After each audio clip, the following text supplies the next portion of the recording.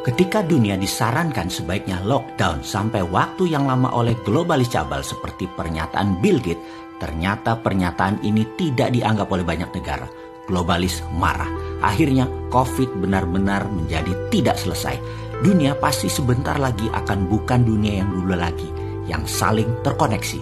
COVID tipe baru dilepaskan globalis di berbagai wilayah dunia. Lebih dari 10 macam COVID yang memerlukan 10 macam vaksin juga. Sehingga ada 19 macam coronavirus beredar saat ini. Yang berefek kemudian adalah banyak negara yang panik, bingung, dan terpukul ekonominya. Sehingga yang akan terjadi masing-masing negara adalah melakukan menutup dirinya dan konsentrasi untuk internal bangsa dan negara masing-masing. Itulah deglobalisasi yang sebentar lagi pasti terjadi. Hal ini, masalah deglobalisasi, lockdown atau PSBB adalah hal yang dimaui oleh globalis agar banyak negara menyerah dengan kemauan globalis. Di dalam negeri, Indonesia memiliki musuh abadi. Musuh Indonesia adalah resesi, depresi ekonomi, inflasi, bunga bank yang tinggi, kebijakan politikus yang mementingkan kelompoknya juga untuk negara asing dibela oleh politikus tersebut, negara superpower yang tertarik dengan sumber daya alam Indonesia, dan terakhir, globalis. Itu adalah musuh utama. Untuk itu, Indonesia harus berstrategi. Sementara dunia akhirnya meyakini bahwa COVID akan bersama manusia dalam waktu yang cukup lama. Bahkan hingga 5 tahun ke depan atau 10 tahun ke depan akan masih ada. Lalu apa yang terjadi di dunia sebentar lagi? Vietnam dan Thailand yang kelebihan beras mulai menyimpan cadangan berasnya untuk kebutuhan mereka sendiri. Rusia, penghasil gandum untuk Eropa dan Timur Tengah mulai memikirkan untuk kebutuhan nasionalnya. Amerika pun mulai menyetok minyak bumi dari Timur Tengah. Cadangan pangan Cina dan cadangan energi Tiongkok sedang dikuras oleh Amerika. Karena pandemi ini, seluruh negara dunia menjadi egois, memikirkan bangsa dan negaranya sendiri. Ekspor-impor antar negara berkurang.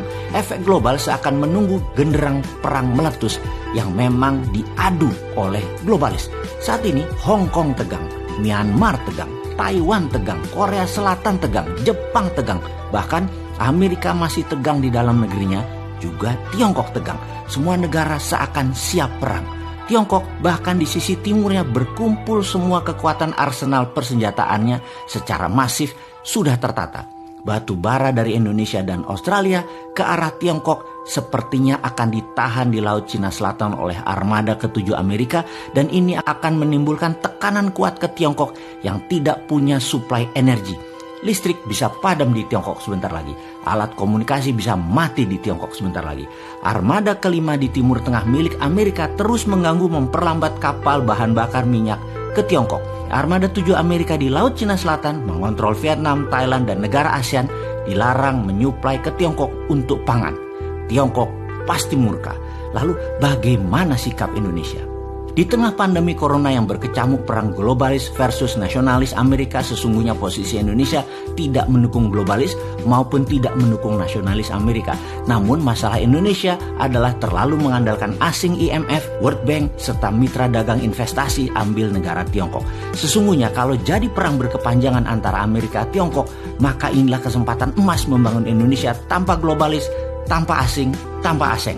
Namun sayang, yang terjadi di Indonesia ada sebagian kecil pejabat, ada oligarki, ada kelompok masyarakat bayaran, ada yang tidak tahu apa-apa namun sudah tertanam kebencian mendalam akan kelompok tertentu, putra bangsa tertentu, dan terus saja saling serang, saling jelek-jelekan, dan selalu Indonesia gaduh saat ini. Sosial media mengambil peran besar mengendalikan doktrin maupun hasutan. Bangsa Indonesia mulai dari pejabatnya, penguasanya, pengusahanya, sampai rakyat terbawah tidak sadar memakan propaganda dari globalis. Tapi ada juga yang sadar ini semua terjadi tapi mengambil kesempatan melacurkan dirinya baik ke asing atau globalis. Alih-alih membangun Indonesia yang berdikari, warga Indonesia malah bertarung dengan saudara setanah air. Anggapan bahwa bangsa Indonesia tidak memiliki kemampuan untuk bekerja dan membangun negeri, serta pemahaman bahwa tanpa pinjaman luar negeri Indonesia tidak bisa membangun, sehingga perlu asing, perlu globalis adalah ada di pejabat saat ini yang berkuasa. Ini menjadi titik lemah bangsa Indonesia. Sedemikian tidak percaya dengan kekuatan bangsa sendiri. ide membangun negeri Indonesia untuk berdikari menjadi terhalang dengan keyakinan keilmuan atau hegemoni ilmu dari kelompok kecil pejabat. Lalu ada perintah Sunan Bonang, yaitu perintah menyalakan api.